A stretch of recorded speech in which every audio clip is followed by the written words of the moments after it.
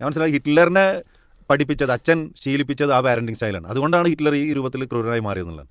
ഒരു one way മാത്രം, പട്ടാള ചിട്ടയോട് കൂടിയിട്ട് ഒരു സ്വാതന്ത്ര്യവും നൽകാതെ എപ്പോഴും കൽപ്പനകൾ, ശാസനകൾ, അതുപോലെ തന്നെ ഓർഡറുകൾ മാത്രം നിർവഹിക്കുന്ന ഒരു പാരന്റിങ് സ്റ്റൈൽ. അതല്ലേ ശരിക്കും ഹെലികോപ്റ്റർ പാരന്റിംഗ് ചിലപ്പോൾ അതിനെക്കുറിച്ച് പറയാറുണ്ട്. അതായത് ഫാദർ കൃത്യമായ ഒരു വിഷൻ അയാൾക്കുണ്ട്, മദറിനുണ്ട്. അപ്പോൾ രണ്ടുപേരും ഒരേ ടൈപ്പ് ആണെങ്കിൽ അവരുടെ ഒരു വിഷൻ, ആ ഒരു കാഴ്ചപ്പാട്, ആ ഒരു ഔട്ട്ലുക്ക്, ആ ഔട്ട്ലുക്കിന്റെ അടിസ്ഥാനത്തിൽ ആ ഒരു ചുറ്റുവട്ടത്തിൽ മാത്രം വളരാനുള്ള ഒരു ഫ്രീഡം മാത്രമായിരിക്കും കുട്ടികൾക്ക് ഉണ്ടാവുക. കോംപ്രമൈസിങ് ആവില്ല.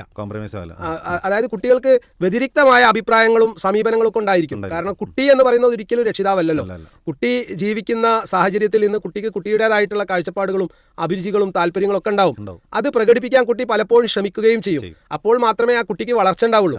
അതായത് കുട്ടിയുടെ ഫ്രീഡം നമ്മൾ അനുവദിച്ചു കൊടുത്തുകൊണ്ട് എന്നാൽ നമ്മുടേതായ കൃത്യമായ ശിക്ഷണം നിർവഹിക്കപ്പെടുക എന്നുള്ളതാണ് പാരന്റിങ്ങിൽ നമ്മൾ ശ്രദ്ധിക്കേണ്ട ഏറ്റവും പ്രധാനപ്പെട്ട കാര്യം. എന്നാൽ ഈ ഹിറ്റ്ലർ പാരന്റിങ് സ്റ്റൈലിൽ അല്ലെങ്കിൽ ഒതോറിറ്റേറിയൻ പാരന്റിങ് സ്റ്റൈലിൽ ഒരു സ്വേച്ഛാധിപത്യ നിലപാടായിരിക്കും ഉണ്ടായിരിക്കുക. അതായത് സ്വന്തം കാര്യങ്ങൾ തീരുമാനിക്കാനുള്ള ഒരു സാവകാശമോ അല്ലെങ്കിൽ സ്വാതന്ത്ര്യമോ ഈ കുട്ടികൾക്ക് ഒരിക്കലും രക്ഷിതാവ് വകവെച്ചു കൊടുക്കില്ല. കാരണം അദ്ദേഹത്തിന് ചില കാഴ്ചപ്പാടുകൾ ഉണ്ടായിരിക്കും. ഇപ്പോൾ ഒരു ഉദാഹരണം പറഞ്ഞാൽ ചില രക്ഷിതാക്കൾ പറയും എൻ്റെ കുട്ടി ഒരു ഡോക്ടർ ആവണം. പക്ഷേ ഈ കുട്ടിയുടെ മാനസികാവസ്ഥ അല്ലെങ്കിൽ കുട്ടിയുടെ താല്പര്യ മേഖല, മാത്തമാറ്റിക്കൽ ഇന്റലിജൻസ് ആണ് കുട്ടിക്ക് താല്പര്യം, അല്ലെങ്കിൽ ഗണിതശാസ്ത്രപരമായ ബുദ്ധി, ആ മേഖലയിലാണ് കുട്ടി എക്സൽ ചെയ്യുന്നത്, കുട്ടി ഇഷ്ടപ്പെടുന്നതും അതാണ്. പക്ഷേ പാരന്റിന് താല്പര്യം എന്താണെന്ന് വെച്ചാൽ ഇയാളൊരു ഡോക്ടറാണ്.